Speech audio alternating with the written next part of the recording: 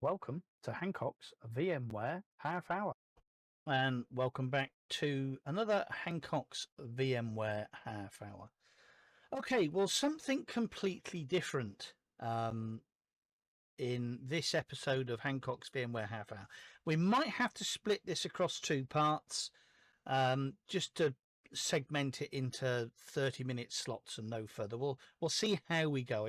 If I don't waffle as much, we might get it done in 30 minutes. If I'm going to waffle on, then it's going to split across two parts. But first thing, it's all to do with this. Get it out of the box, and then maybe all will become clear. He says, get it out of the box. It's got tape on it. God. Okay, hang on. Okay, so maybe all will now become clear now. See that?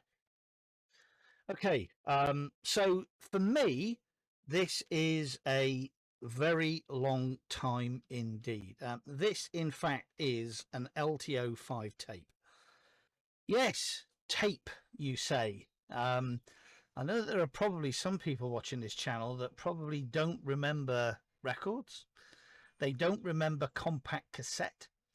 They may not even remember CD-ROMs because everything now is in the digital world. And obviously I'm talking about audio, which is obviously streamed via Spotify and iTunes and Deezer and all these other wondrous streaming channels that people don't even collect or transcode or rip, whatever you want to call them, MP3s or FLAC anymore. So today's video is going to be about setting up a tape server with Veeam Backup and Replication. Yes, traditionally, I think Veeam Backup and Replication never ever supported tape devices and tape servers or tape backup devices, but these are slowly coming back into fashion and they're in vogue now, and that's really because of immutability, if that's a word, if I've got the correct word there.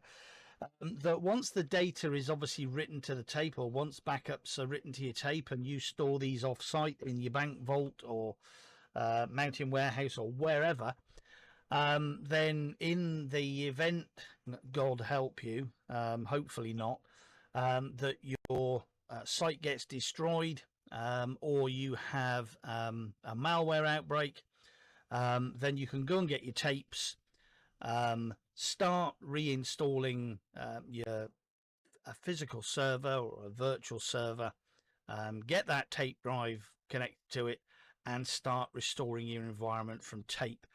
And with the later functions now in Veeam Backup and Replication V12, and not just Veeam Backup and Replication, but the majority of backup and restore vendors now support the ability to scan tapes for malware, so you can be sort of kind of sure that what's actually basically going on. Tape can't be changed, which is important, but also basically is a malware free backup. So as I said, for me, I stopped using tape, and a lot of our clients stopped using tape in 2004, so that's like 21 years ago.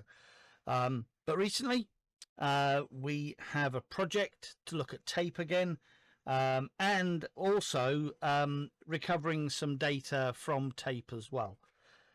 So I thought, okay, let's factor this in to Hancock's VMware Half Hour. So what we're going to do, we already have a Veeam Backup and Replication server here, obviously, at Hancock's VMware Half Hour. It's a virtual server. I'm just trying to get my head around now. It's a virtual server, and we do use Veeam Backup and Replication to back up virtual machines to disk effectively. The VBKs are stored on disk. Those are then snapshotted or replicated to another SAN. That SAN then replicates into another SAN, and then that SAN then stores them basically to sends them to the cloud. In fact, actually, it's Backblaze. We do occasionally use Wasabi, but predominantly Backblaze because it's cheaper. So I've often said to people that a backup is not a backup unless it's actually in 3 places. And more importantly, you can't really call them backups unless you've actually restored from them. And the number of organizations that say to me that they've got backups, when I ask them, have you ever actually restored them? And they say no. And then I actually basically to them, I say, well, how do you really know that they're backups if you've never actually restored? So we already have, and I think I've done a video before on showing you how to install Veeam Backup and Replication. It's fairly simple. I've also basically done a video on showing you how to use Veeam's own hardened repository. So this video really is all about the preparation of a server, first of all, so that it can see and detect the tape drive. We're going to run some tests on it using some HP, I think it's called HP Tape Test Tools, HTT. These are things that we like to do in the recipe before we start basically getting into the nuts and bolts of adding that server to Veeam as a backup server and adding that tape drive and doing restores and backups. It's something that we like to do first to ensure that the tape server is working with the HBA SCSI controller for us old farts. And everything is working well there before we actually basically start adding it as a tape server and we start seeing error messages with Veeam. Because when you actually basically start seeing error messages with Veeam in talking to the backup server, talking to the tape drive, things get awfully complicated in trying to work out what component is actually broke. And there are a number of things that we have to jump through. So let's have a look at our... Now, I have done some magic here because I sort of kind of thought maybe that you may not be able to easily see what I'm doing. I run 4K screens here, and one of the things that I have noticed that when I do RDP, and the RDP session basically blows up against the 4K screen, for a lot of people it's very, very difficult to see. So hopefully that is Cyrus-Tape 02. So Windows Server 2022 data center, and it is actually running on a physical server. It's not often that I use a physical server, but this is a physical server. And this, again, is a virtual machine. And this is Cyrus-Veeam 12. And it's also based on Windows Server 2022. So these are 2 RDP sessions that I'm using. And I'm going to toggle between the 2 as I explain. Now, the first thing I've done to make things simple for myself and not to get into permission issues, both these servers are added to a domain, and I'm logged in on both as the same domain administrator that has local administrator rights to both Cyrus-Veeam 12 and Cyrus-Tape 02. Yes, it's Cyrus-Tape 02 because we already have a Cyrus-Tape 01. Yes, I know that I said that I haven't used tapes since 2004. It was a little bit of a porky pie because they said there is another tape server that we have here as well, which is Cyrus-Tape 01, but we can ignore that for the time being because today, fresh tape drive, fresh server, and I have already connected the tape drive to the SAS controller. Now, the SAS controller, in fact, we're using is a Dell H200. We have bin loads of them. I'm not sure if it currently has the RAID firmware, IR or IT, but it doesn't actually basically matter for what we want to do in the lab here. All we want to use is the SAS function, the external SAS function, to be able to communicate with our SAS tape drive. So if I look in Device Manager, hopefully you can see there, we've got a HPE Ultrium 5-SCSI sequential device, which is currently actually basically connected to one of our SAS controllers, because we've actually got two. The Dell 6GBS SAS HPA, and we've actually got two of them actually in this server. Don't worry about the PCI device, and don't worry about the Ethernet controller. I couldn't actually basically find the drivers this afternoon, and they're not really going to affect this in this lab. So the first thing that we actually want to do, or what we do in our recipe, is we install. I've already downloaded these, ready to go. So we've already downloaded the HPE library and tape tools. And the reason we do this is so that we can actually basically test the tape drive is all functional, and we'll put a tape in, a brand new tape. So I'm just going to basically just say next, finish, install. Now, we haven't actually basically added any drivers at the moment. So the drivers that we're using for the tape drive and the drivers that we're using for the HPA are out of the box, out of the Windows Server 2022 box. I'm not going to basically stay start. I'm just going to click finish. One of the other things that we like to do is we have the non-RAID firmware for the HPA controller, and I'm just going to run that up because I'm just going to check to see whether or not that, and I'm going to click install, and the HPE tape tools and the non-RAID firmware are still available from HPE and Dell with no contracts or anything. So the reason we like to run the firmware update is just basically to ensure that we are running the latest updates. And I think that the last update for this particular HPA controller is 070306. And it doesn't surprise me at all, really, that these are up to date, because I think at some point on a rainy day when I was bored in the winter, I sat down and went through the bucket that we have of controllers and made sure that they were all basically running the last version of the firmware. But any HPA controller, any SAS controller will work. If you've got an internal tape drive, then you can use the internal connections. We just happen to have external tape drive here and a PowerVault 114X. So it's external, so we've got it connected basically with a SAS cable on the outside. And these SAS HPAs, you know, they're cheapest chips on the bay. Maybe not Amazon, but certainly they're cheapest chips on the bay these days.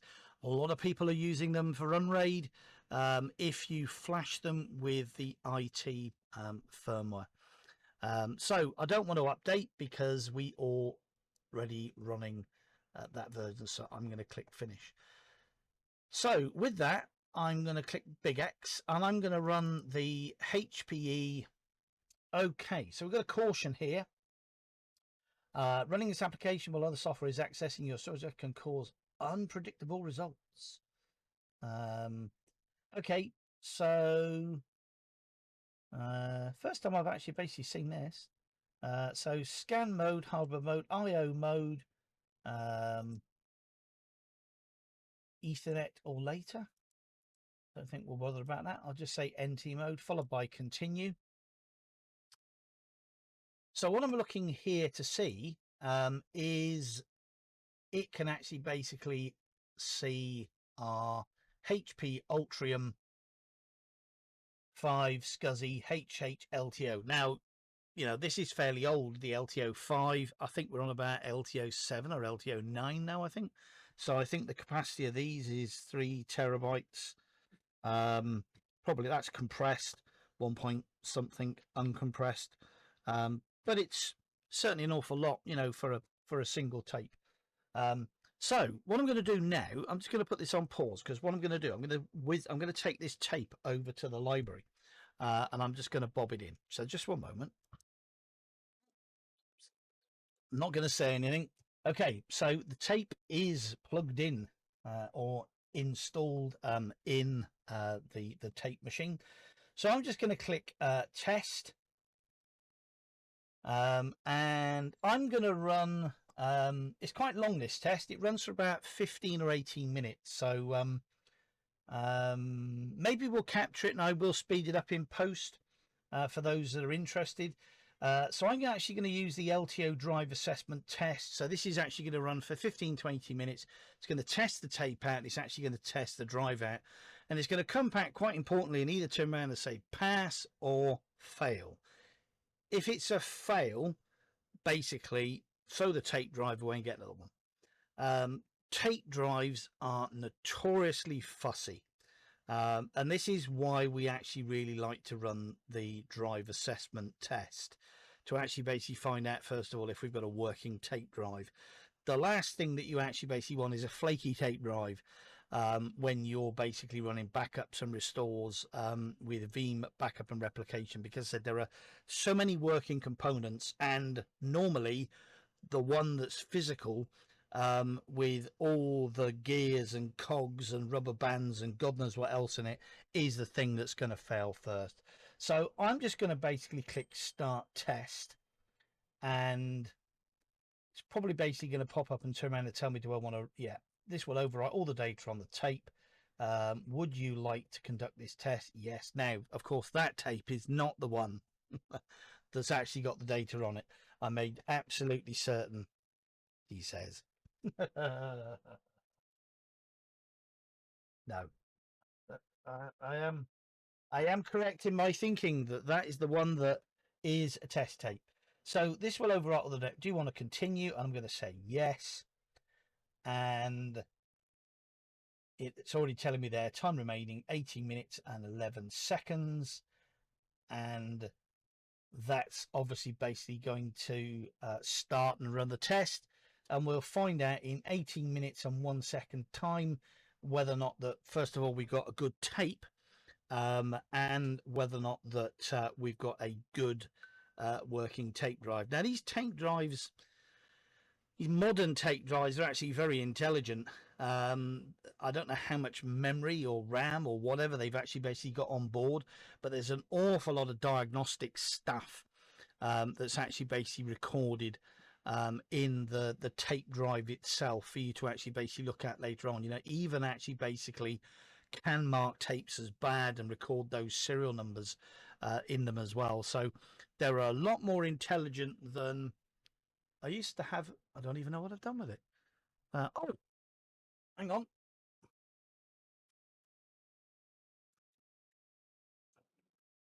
Yay. I didn't think I had it for the moment. They're a lot more intelligent than these. You probably can't see that other than the size. But this is a... We can get it out the box. Oh, hang on, it says there.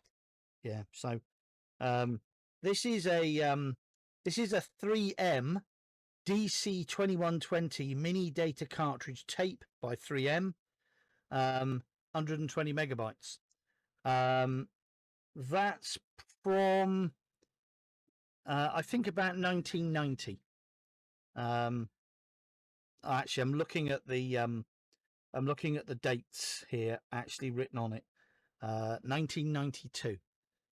Yes, I don't half keep some rubbish around. Anyway, so with that, I'm going to bob off.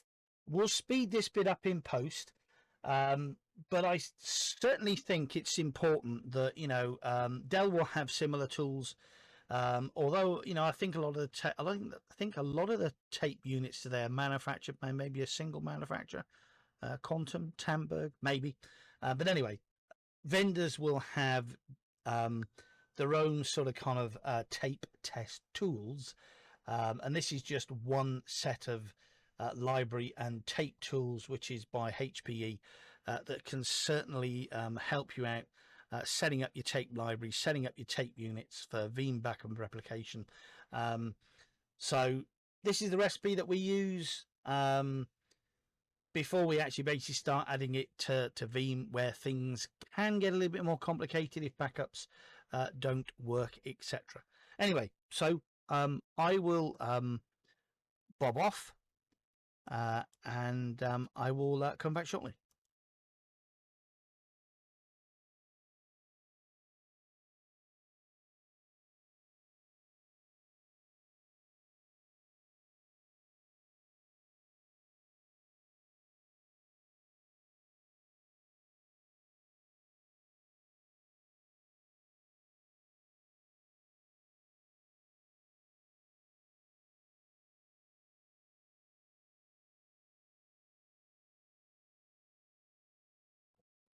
Okay, so test executing completed with some failures.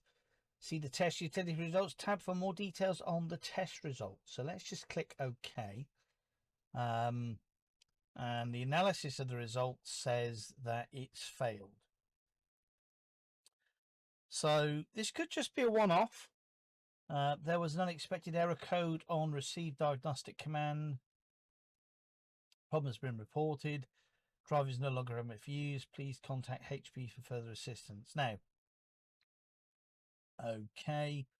What I'm going to do, I'm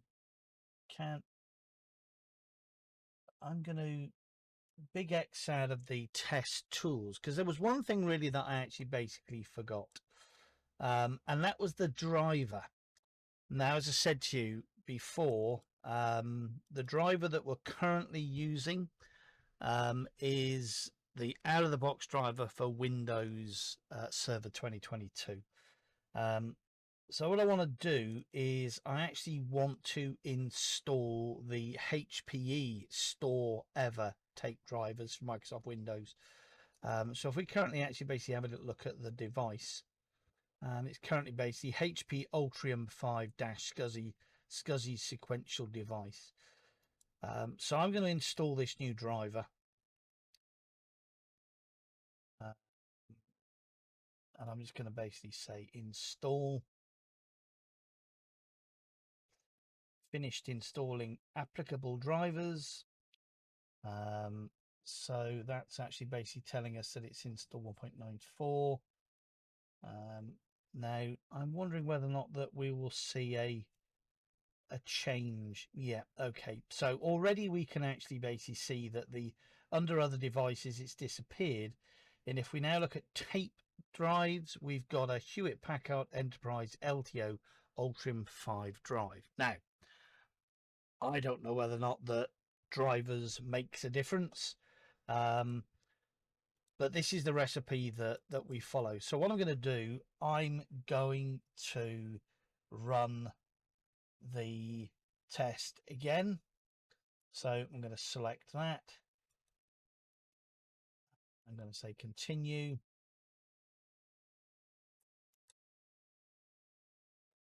An error has occurred while accessing the device. If the device has been hot plugged or firmware updated, then please try rescan again. Okay, maybe we need to restart the server.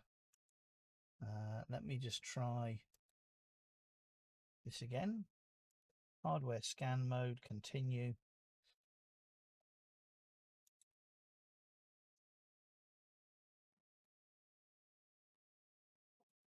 Okay, and that's just hit test.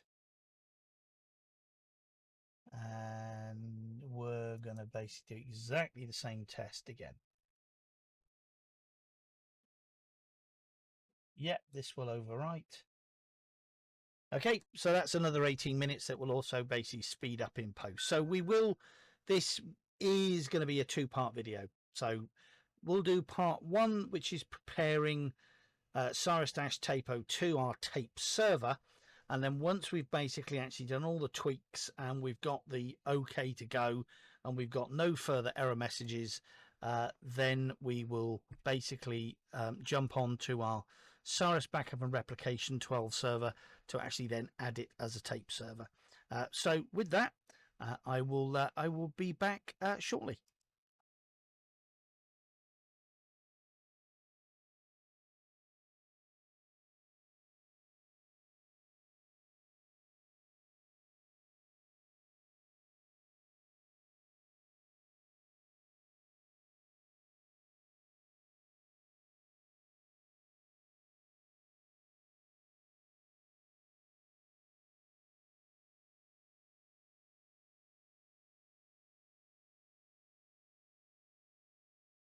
Okay, and we're back. Okay, yeah, excellent. Test execution completed successfully. So it just goes to show that, you know, the out-of-the-box or inbox driver or whatever you want to call it that actually ships with Windows Server 2022 doesn't play nice. So whatever the driver is that HPE uses, it works better than the standard driver. So this is the recipe that we follow, and I've been following this recipe for a long time, and it works for us. Okay, so I'm now happy that we have concluded here that our tape drive, our LTO tape drive, is working successfully. We've just in summary, we've checked that the latest firmware is on our HPA. We've ensured that we're using a HPE tape driver, and we've run the HPE tape tools test, the LTO drive assessment test with a brand new tape, and we're getting good results.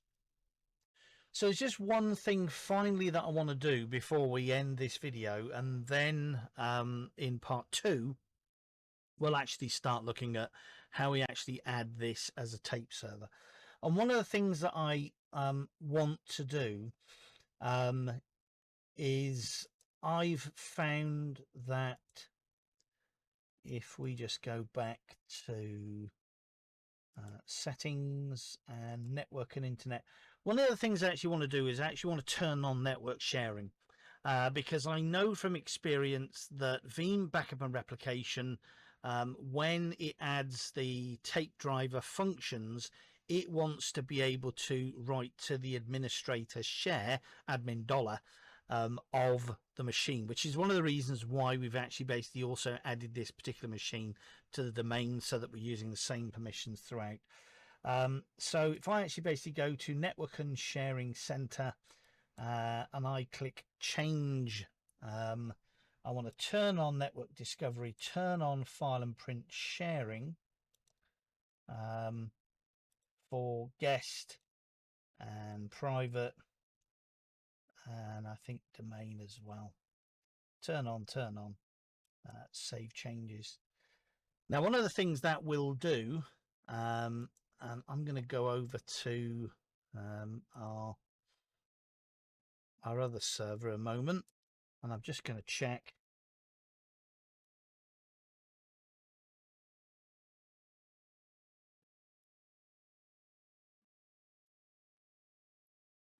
Now, hang on a minute, you can't see this, so just let me bob on and switch to that server. So if I just turn this one off and you can see. Okay, now if I hadn't have made those changes to network and sharing, we wouldn't have actually basically got any ping responses to Cyrus-Tape02. Now, don't be alarmed. We are actually basically, our tape server here is actually on a different network here on our home lab. So it's the other side of a router and firewall. But hopefully we've actually basically got the rules and things in place here in the lab that's not going to cause us any further issues.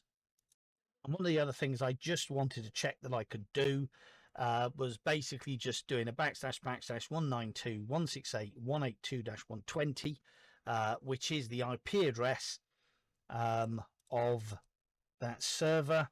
I could also use Cyrus-Tape02, and hopefully we're going to get the same thing. Okay, so permissions are set. We local administrator on both. We're domain admin. Both machines are part of the domain, and we've done all the preparations. Just to recap again, this is a Windows Server 2022. It's fully updated. It has the H200 SAS controller, HBA. We've checked that the firmware is up to date. We've connected it to our SAS tape drive. We've installed the HPE tape driver. If I just go back to our actual physical tape server, we have a little device manager, and you may remember, of course, that we've now got a tape drive, which is Hewlett Packard Enterprise LTO-5 drive. So we're ready to go. So that's part 1. And in part 2, we will actually physically add this server, Cyrus Tape 02, to our Cyrus Veeam 12 as a tape server, and we'll do a quick backup just to check everything is functioning correctly. Okay, so thanks very much for watching another Hancock's VMware half hour. A little bit different. I was really getting a little bit bored of patching, and to be honest with you, at the moment in my job, it's been eat, sleep, patch, repeat. After we had all that on the 4th of March come out with VMware vSphere and VMSA 2025-004, then we had another one, VMSA 2025-005, where there is a critical vulnerability in VMware Tools. I think that has a CVSS score of about 7.8. So not an 8, not a 9, but clients that have a security governance and cybersecurity essentials policy that actually basically states that anything above a 7 has to be patched within 14 days. And of course, you know, VMware Tools is and should be installed on every single virtual machine. Now, if that's Windows, then that's a lot of virtual machines that have got a bug in VMware Tools. Linux, not so bad because Open VMware Tools is in use. Need to check as to whether or not that issue is present in that version or not. So as I said, eat, sleep, patch, repeat. And then today, VMSA 2025-006 dropped, which of course is a issue now with ARIA, a lot of the ARIA operations suites as well. Yeah, so as I said, eat, sleep, patch, repeat. So I was getting a bit bored really of patching, so I thought we'd do something fresh on the channel, and we'd have a little look at tape drives. Anyway, so I'm going on. So again, thanks so much for watching another episode of Hancock's VMware Half Hour. If you like this video, then thumbs up and subscribe. If you don't like it and you don't give a stuff about tape drives, then please give a thumbs down if you don't like it, and tell me why. So until next time, cheerio and good night. Goodbye.